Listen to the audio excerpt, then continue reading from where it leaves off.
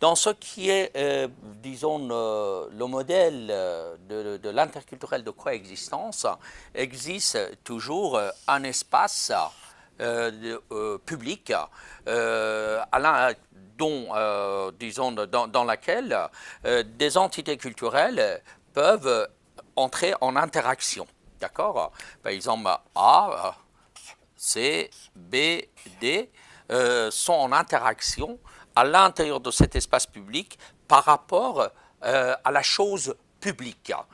Dès que ces personnes, ces cultures, des individus qui appartiennent à ces entités ou bien ces communautés retournent chez soi, alors à partir de là, il n'y a pas une interaction entre B et C, entre A et B, entre C et D, entre A et C. Ça veut dire quoi? Ça veut dire que dans une société multiculturelle qui existe une interculturalité de coexistence, dans cette interculturalité de coexistence, l'interculturalité se schématise dans l'espace public, pas par rapport à ce que des communautés échangent et construisent ensemble quelque chose.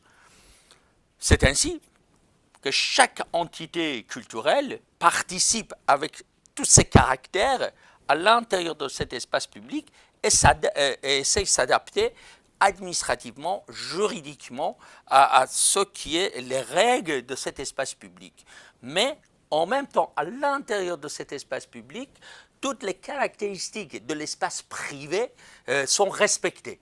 C'est ainsi qu'ici, des entités culturelles, par exemple dans le cas d'un musulman, le musulman peut facilement dans cet espace public éventuellement commencer à prier.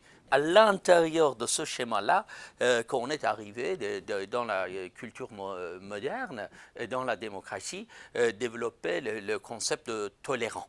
De la tolérance. C'est être tolérant vis-à-vis de l'autre par rapport à son espace privé. Ce schéma-là, cette manière de gérer l'interculturel, c'est plutôt lié à la vision anglo-saxonne de la diversité, de la gestion de la diversité culturelle.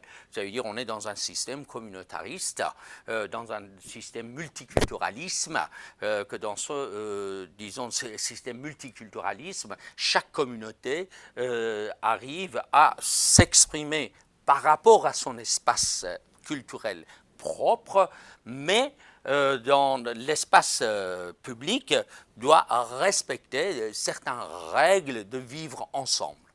On voit que, par exemple, ici, dans l'espace multiculturalisme au Canada, aux États-Unis ou en Angleterre, les entités culturelles peuvent se révéler. Par exemple, on peut avoir des femmes voilées ici qui sont membres de l'administration, disons, de l'ordre public.